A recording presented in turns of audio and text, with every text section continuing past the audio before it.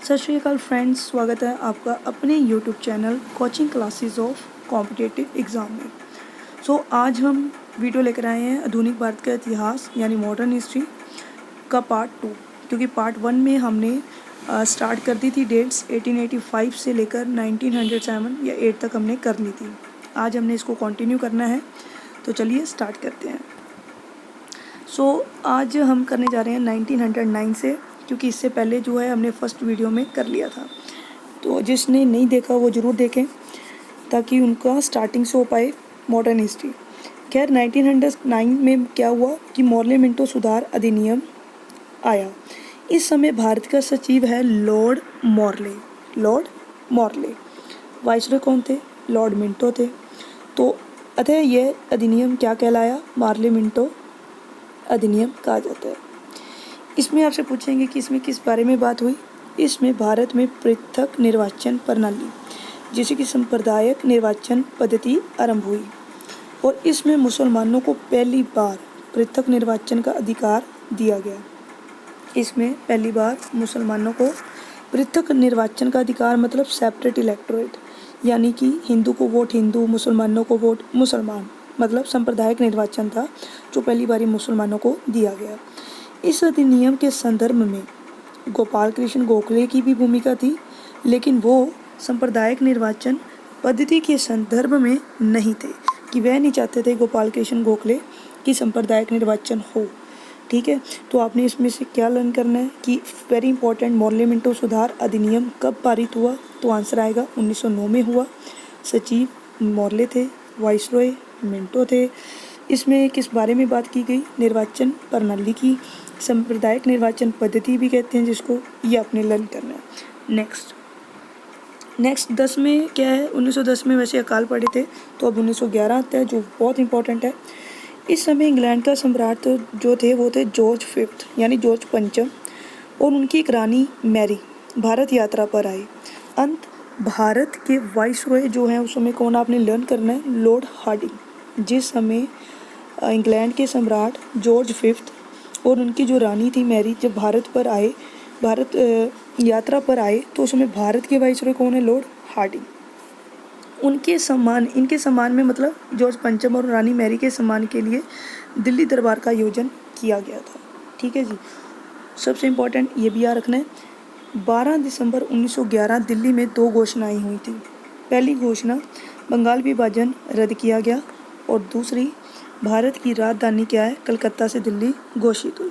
भारत की राजधानी कलकत्ता से दिल्ली घोषित हुई, मतलब भारत की पहली राजधानी क्या हुई? कलकत्ता।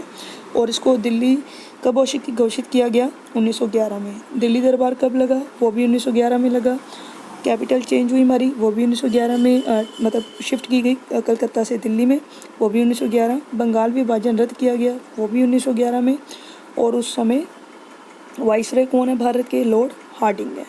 दिल्ली दरबार किनके लिए लगाया गया? किनकी आने की खुशी में था? इंग्लैंड के सम्राट थे, कौन थे? जॉर्ज फिफ्थ और उनकी रानी मैरी थी। ये आपको लर्न करना है। ठीक है, नेक्स्ट चलते हैं। अब आपके पास आता है कि इस घटना का नायक कौन था?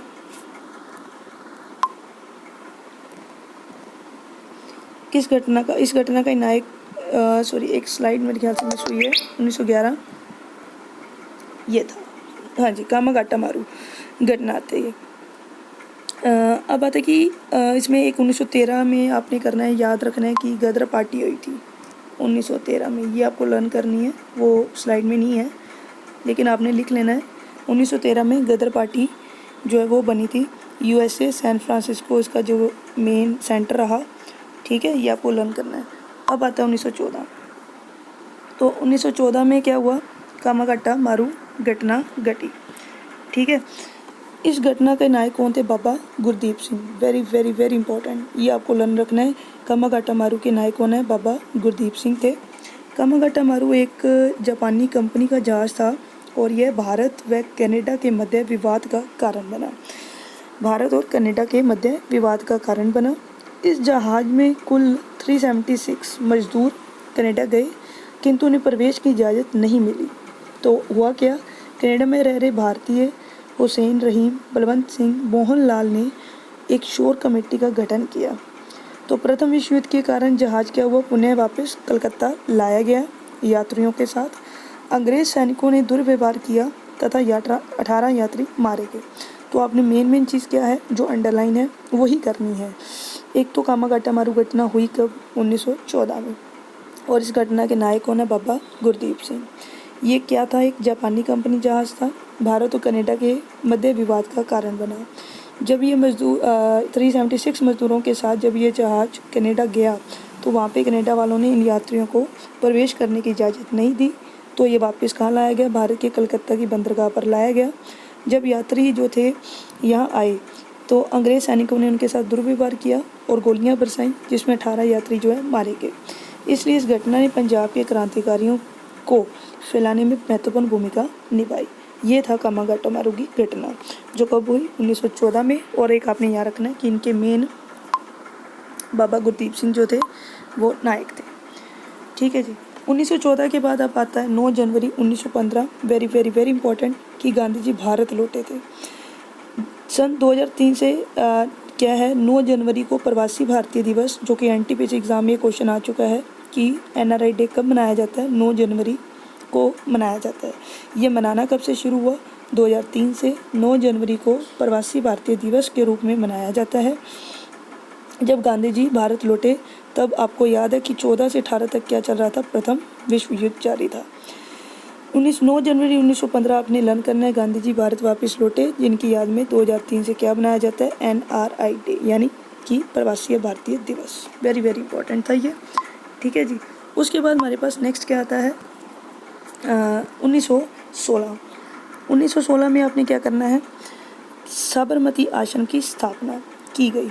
आपको ये मालूम है कि 12 मार्च 1930 जो मास्टर कैडर एसएससी के एग्ज़ाम में क्वेश्चन था, आया था एग्ज़ाम में, 12 मार्च 1930 को गांधी जी ने दांडी यात्रा आरंभ करते समय गांधी जी ने साबरमती आश्रम त्याग दिया। ये हम आगे 1930 में भी करेंगे, लेकिन आपने 15 और 16 में क्या याद रखना है कि साबरमती आश्रम की स्थापना की, जिसे सत्याग्रह आश्रम भी कहते हैं।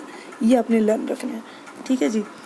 वेरी वेरी इंपॉर्टेंट ये चीज़ आपने लर्न करनी है, क्योंकि ये 12 मार्च 1930 हम जब 1930 डेट करेंगे तब भी ये चीज़ करवाई जाएगी आपको। उसके बाद अब आता है 1916, कांग्रेस का लखनऊ अधिवेशन। ये करते हैं हमें, आपको याद होगा मैंने पिछली जो फर्स्ट पार्ट डाला था मॉडर्न हिस्ट्री का, तब मैंने आपको 1907 में सूरत स्प्लिट करवाया था, यानी सूरत विभाजन। सूरत विभाजन में मैंने आपको बताया था कि नरम और गरम दल जो थे वो उनमें विभाजन हो गया था सूरत में। अब आया 1916, जहाँ पे नरम दल और गरम दल क्या होंगे, पुनः फिर से एक हो जाएंगे। कांग्रेस की लखनऊ अधिवेशन, अब इस बार मीटिंग कहाँ हो रही है, लखनऊ में। पहले कहाँ हुई थी, सूरत में। जब विभाजन हुआ नरम गरम दल का तो सूरत में थी। जब ये नरम गरम दल दोबारा पुनः एक होंगे तो ये मीटिंग कहाँ हो रही है, लखनऊ में। कांग्रेस का लखनऊ अधिवेशन हुआ 1916 में। अध्यक्ष अंबिका चरण मजूमदार, ये अपने लर्न रखना है, अंबिका चरण मजूमदार। इसमें नरम और गरम दल पुनः एक हुए, वेरी इंपॉर्टेंट, नरम और गरम दल पुनः एक हुए। इनमें कांग्रेस की सबसे बड़ी भूल क्या थी, मुसलमानों के सांप्रदायिक निर्वाचन को स्वीकार करना। कि हमने पीछे पढ़ा कि निर्वाचन प्रणाली की जो पत्ती दी गई वो 1909 में दी गई मॉर्ले मिंटो के सुधार अधिनियम में। तो इसमें 1916 में सबसे बड़ी गलती क्या रही कि मुसलमानों के सांप्रदायिक निर्वाचन को स्वीकार किया गया। इसी अधिवेशन में गांधी जी की भेंट कहाँ हुई, किसके साथ हुई, राजकुमार शुक्ला के साथ हुई। तो इस तरह 14 में क्या था, कामागाटा मारू थी। फिर 15 में गांधी जी वापस आए और एनआरआई डे मनाया गया। 1916 में हमने किया कि साबरमती आश्रम की स्थापना की उन्होंने। 16 में कांग्रेस का लखनऊ अधिवेशन हुआ, जिसमें नरम दल और गरम दल क्या है, पुनः एक हुए। ये आपका हो गया। अब आता है 1917 में गांधी जी का क्या हुआ, चंपारण सत्याग्रह, वेरी वेरी इंपॉर्टेंट, ये आपने लर्न करना है।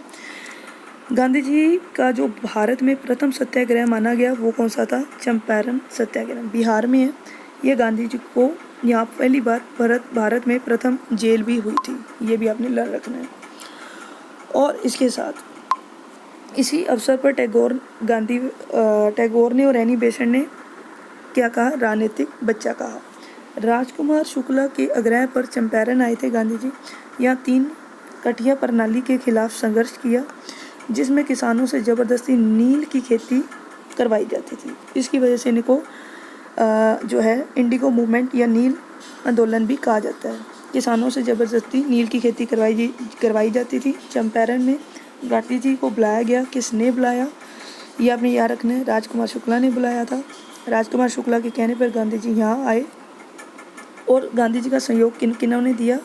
महादेव देसाई, JB कृपलानी, राजेंद्र प्रसाद, मजरूल हक, अनुग्रह नारायण और श्री कृष्ण सिंह ने इनका साथ दिया था। चंपारण में कब हुआ था? 1917 में हुआ था। ठीक है, अब आता है 1918। 1918 में अहमदाबाद मिल मजदूर संघर्ष हुआ। ब्लैक बोनस का विवाद था। यहाँ पर सहयोगी अनुसुईया थे। इनके सहयोगी अनुसुईया बहन थी। दूसरा सत्याग्रह गांधी जी का माना गया। गांधी जी द्वारा अनशन का प्रथम प्रयोग यहाँ पर किया गया था। पहली बार गांधी जी ने अनशन का प्रयोग यहाँ पर किया अहमदाबाद मिल मजदूर संघर्ष में, जो कि 1918 में हुई, जो कि इनका दूसरा सत्याग्रह था, क्योंकि पहला सत्याग्रह जो है वो चंपारण को माना गया। और इसके साथ 1918 में एक चीज़ और हुई। 18 में खेड़ा सत्याग्रह हुआ था गुजरात में। खेड़ा, क्योंकि 1917 में चंपारण है, 18 में अहमदाबाद और 18 में ही क्या है? खेड़ा है। खेड़ा सत्याग्रह हुआ। मूल नेता वल्लभ भाई पटेल और विट्ठल भाई पटेल थे। गांधी जी द्वारा कर नहीं आंदोलन चलाया गया था, जो गांधी जी का तीसरा सत्याग्रह था। सहयोगी इंदुलाल याग्निक और नरहरि पारिक थे। तो ये आपने लर्न करने हैं सारे। पहला चंपारण, 17, 18 अहमदाबाद और 18 का खेड़ा। ठीक है, अब नेक्स्ट आता है 1919 रॉलेट एक्ट। रॉलेट एक्ट 1917 कहते सर सिडनी रॉलेट की अध्यक्षता में एक कमेटी बनी जिसमें रॉलेट एक्ट बनाया गया।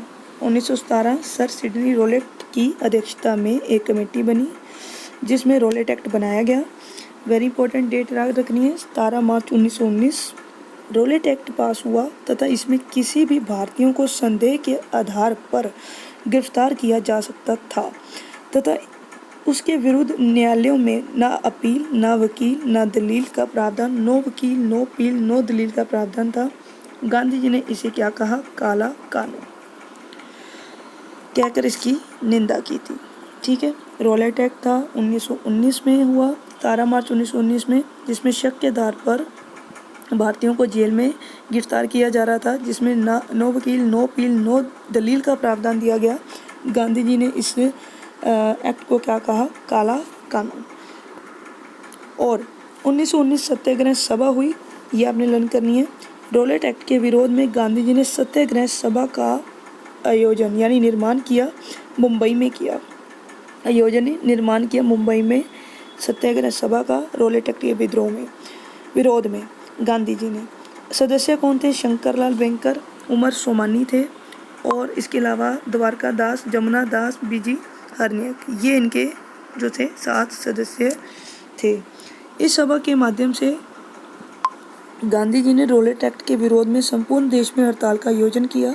इसी दौरान महात्मा गांधी पंजाब जाना चाहते थे, किंतु रास्ते में ही पलवल हरियाणा में पलवल में ही गिरफ्तार हो गए। इसी दौरान जलियांवाला हत्याकांड भी हुआ। समझ में आ गया? तो ये आपको लिखना है साथ साथ, तो भी आपको लर्न होगा। अब आता है 13 अप्रैल 1919, ये काफ़ी इम्पोर्टेंट है। इस समय पंजाब का प्रांत गवर्नर माइकल डायर। अमृतसर का सैनिक अधिकारी कौन था? General R Dyer. Rowlatt Act के तहत की गई हड़ताल के अंतर्गत पंजाब के लोकप्रिय नेता कौन थे? सतपाल और सैफुद्दीन किचलू को गिरफ्तार किया गया था। जलियांवाला बाग से रिलेटेड PS टेट का एग्ज़ाम में 2-3 बार क्वेश्चन आया और इसके अलावा एक पटवारी के एग्ज़ाम में भी हाल ही में क्वेश्चन आया है। एक लेफ्टिनेंट गवर्नर माइकल डायर, सैनिक अधिकारी जनरल आर डायर, और इसके अलावा आपने याद रखना है कि कब हुआ जलियांवाला बाग? 13 अप्रैल 1919 में हुआ। पंजाब के कौन से लोकप्रिय नेता गिरफ्तार किए गए थे? डॉक्टर सतपाल और सैफुद्दीन किचलू। नेक्स्ट आता है 13 अप्रैल 1919। इनकी गिरफ्तारी के विरोध में हुई सभा पर जनरल आर डायर ने गोलियां चलवाईं, जिसमें 1000 से अधिक लोग मारे गए, किंतु सरकारी आंकड़ा क्या कहता था कि 379 का था। रविंद्रनाथ टैगोर ने इस हत्याकांड के विरोध में नाइटहुड की उपाधि सरकार को लौटाई। ये आपने लर्न करना है कि नाइटहुड की उपाधि रविंद्रनाथ टैगोर ने कब लौटाई? जलियांवाला बाग के विरोध में लौटा दी थी वापस।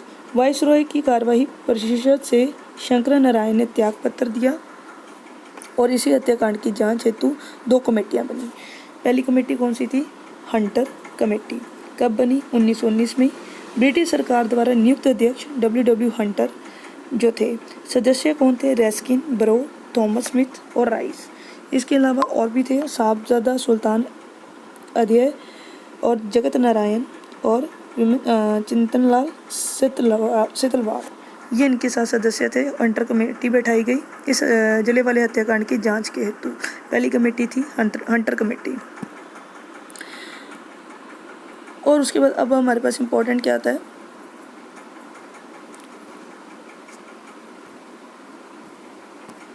खिलाफत आंदोलन। खिलाफत क्या है? 1919 से 24 तक चला। प्रथम विश्व युद्ध की घटनाओं से संबंधित था। यह मूलतः एक धार्मिक आंदोलन था। मूल नेता आपने यह लर्न करने हैं, शौकत अली और मोहम्मद अली, जिन्हें अली ब्रदर भी कहते हैं, अली बंधु थे।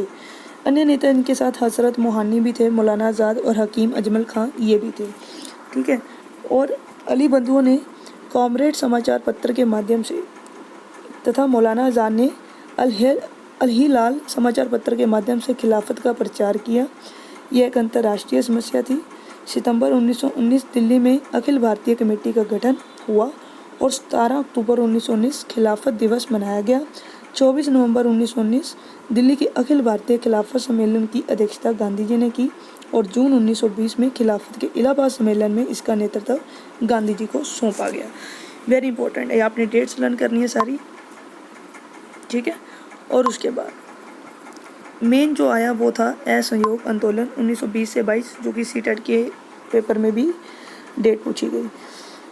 1 अगस्त 1920 आंदोलन प्रारंभ हुआ। इसी दिन गांधी जी ने अपनी समस्त उपाधियां सरकार को लौटाई। गांधी जी ने अपनी सारी उपाधियां सरकार को लौटा दी थी।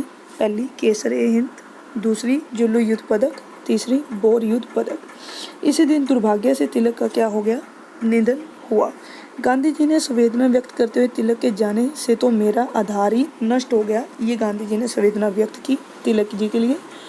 अंत उग्रवादियों की सहानुभूति भी गांधी जी को मिली। तिलक के सम्मान में गांधी जी ने तिलक स्वराज्य फंड स्थापित हुआ। वेरी वेरी इंपॉर्टेंट, ये एग्जाम में क्वेश्चन पूछा जा चुका है कि गांधी जी ने कौन सा फंड तिलक जी के नाम पर चला, जो था वो था तिलक स्वराज्य फंड। 1920 से लेकर 22 असहयोग आंदोलन, ये आपने याद रखना है। और गांधी जी की उपाधियां। सितंबर 1920 कांग्रेस का विशेष कलकत्ता अधिवेशन हुआ। अध्यक्ष कौन थे? लाला लाजपत राय। इसमें असहयोग प्रस्ताव CR दास ने रखा। असहयोग प्रस्ताव के लेखक स्वयं गांधी जी भी थे। और नवंबर 1920 में कांग्रेस का नागपुर अधिवेशन हुआ। वेरी इंपॉर्टेंट, ये भी एग्जाम में आ चुका है, जिसके अध्यक्ष विजय राघवाचारी थे। इसमें असहयोग प्रस्ताव पास हुआ और यहीं से असहयोग आंदोलन कांग्रेस का माना जाता है। 1921 में कांग्रेस का अहमदाबाद अधिवेशन हुआ। नवंबर 20 में आपने याद रखना है नागपुर अधिवेशन। अध्यक्ष विजय राघवाचारी थे। और जो 1921 में हुआ वो अहमदाबाद अधिवेशन था। इसके अध्यक्ष कौन थे? हकीम अजमल खां। इसमें गांधी जी को कांग्रेस का सर्वसर्वाधिकारी यानी डिक्टेटर घोषित किया गया। गांधी जी ने 15 सदस्यीय कांग्रेस कार्य समिति व 30 सदस्यीय अखिल भारतीय कार्य समिति का गठन किया। 1920 से 22 के दौरान का कार्य चल रहा है, जो काफ़ी इंपॉर्टेंट है। अगर ये सारा ना याद हो तो आप मेन जो अंडरलाइन चीज़ें वो कर सकते हैं। वैसे 1920 में से लेकर जो 22 तक असहयोग आंदोलन चला, गांधी जी का ये आंदोलन जो था वो एक नॉन वायलेंस बेसिस पर था। लेकिन बाद में गोरखपुर ज़िले में जब घटना घटी, क्योंकि वहाँ के गोरखपुर ज़िले में पुलिस स्टेशन को आग लगा दी गई, जिसमें अंग्रेज़ों के 22 पुलिसमैन मारे गए थे, जिसे चोरी चोरा घटना कहा गया, जिसकी वजह से गांधी जी ने आंदोलन वापस लेने का निर्णय लिया था। ये आपने मेन चीज़ लर्न कर लेनी है, मेन डेट जरूर लर्न करनी है, और वापस कब लिया, किस कारण लिया, ये आपने याद रखना है। नेक्स्ट आता है लगातार 2 वर्षों तक कहते हैं ये आंदोलन चला। 1920 से 22 5 फरवरी 1922 चोरी चोरा घटना यूपी में हुई। ये मैंने आपको बताया कि गोरखपुर ज़िले में जो है वहाँ पर क्या हुआ कि हिंदुओं ने पुलिस स्टेशन को आग लगा दी थी, जिसमें ब्रिटिशर्स मारे गए, जिसे चोरी चोरा घटना बोला गया। गांधी जी ने आंदोलन चलाया था नॉन वायलेंस के बेसिस पर हो गया वायलेंस। तो गांधी जी ने फैसला लिया कि आंदोलन क्या है, स्थगित किया जाता है। 5 फरवरी 1922 में चोरा चोरी हुआ, अगले दिन ही 6 फरवरी 1922 में स्थगित करने का निर्णय हुआ और 12 फरवरी 1922 में कांग्रेस की बारदोली गुजरात बैठक में गांधी जी ने असहयोग पूर्ण रूप से समाप्त ही कर दिया था। ओके, सो ये 1922 तक हो गया आपका। हमने फर्स्ट पार्ट में 1885 से 1908 तक किया और हमने सेकंड पार्ट में 1909 से लेकर 1922 तक इसको कर लिया। सो नेक्स्ट पार्ट जो आएगा मॉडर्न हिस्ट्री का, उसमें हम 23 से लेके नियर अबाउट 40 तक या 35 तक कर लेंगे और फोर्थ पार्ट में हम इसको कंप्लीट करेंगे पूरी मॉडर्न हिस्ट्री को। उसके बाद सारे एमसीक्यूज किए जाएंगे। तो उम्मीद है आपको ये वीडियो अच्छी लगी होगी, तो इसको प्लीज़ लाइक, शेयर और सब्सक्राइब ज़रूर कर दीजिएगा ताकि आपको नेक्स्ट वीडियोज़ की नोटिफिकेशन मिल सके। Thank you so very much.